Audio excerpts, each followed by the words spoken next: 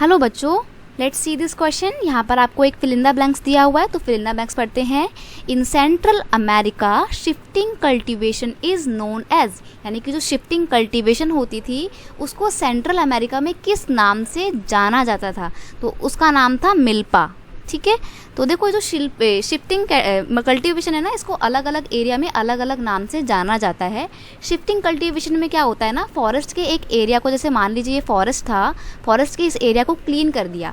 Clean कैसे करा? यहाँ पे जो जंगल थे उनको काट दिया गया और जो छोटे मोटे जो कूड़ा कचरा बच जाता है उसको जला देते हैं। और फिर बाद में क्या बचती है? सिर्फ ऐश बचती है, राख बचती है। ठीक है, फिर यहाँ पर बीज को बोया जाता है और खेती करी जाती है।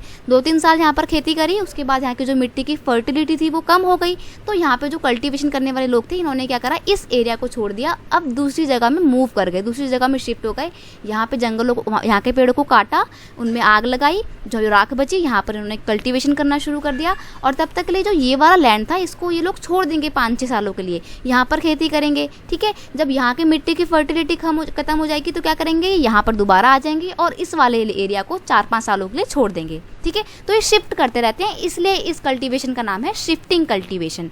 अब इसको अलग अलग एरिया में ना अलग अलग नाम से जाना जाता है, जैसे कि यूरोपियन कॉलोनियलिज्म बेडली इफेक्ट। अब देखो क्या होता है, जब कॉलोनियलिज्म का टाइम आता है, यूरोपियन कॉलोनाइजर अलग अलग कंट्री में जाके अपना कंट्रोल इस्टेब्लिश करते हैं गरीब देशों पे, छोटे मोटे देशों पे।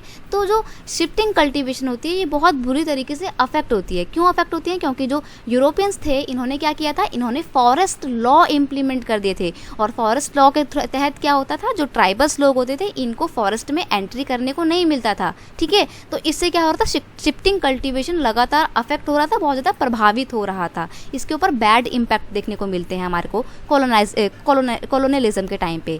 This is a traditional agricultural practice, it has many local name. अब इसके बहुत सारे लोकल नेम होते हैं, जैसे कि इसको लेडिंग नाम जाना जाता है साउथ एशिया में। साउथ एशिया यानी कि म्यांमार, बांग्लादेश, इंडिया और ये श्रीलंका वाला एरिया में इसको यहाँ पे लेडिंग के नाम से जाना जाता है।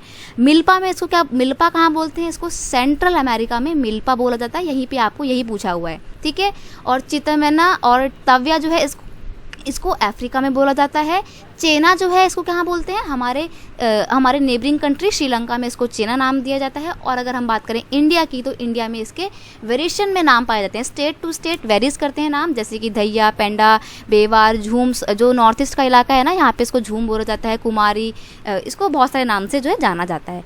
आई होप आप इसको अच्छे से समझ गए होंगे कि शिफ्टिंग कल्टीवेशन क्या है और शिफ्टिंग कल्टीवेशन को सेंट्रल अमेरिका में क्या बोला जाता है, मिल्पा कहा जाता है। ठीक है, यहाँ पर आपको ना सारे नाम जो है याद कर लेने हैं, क्योंकि पेपर में टिक मार्क वाले जो क्वेश्चन होते हैं उनमें 1 नंबर का क्वेश्चन पूछ लेते हैं, तो आपको सारे नाम जो है मेमोराइज करके चलने हैं। ठीक है, आई होप आपको अच्छे से समझ में आ गया होगा। Best of luck.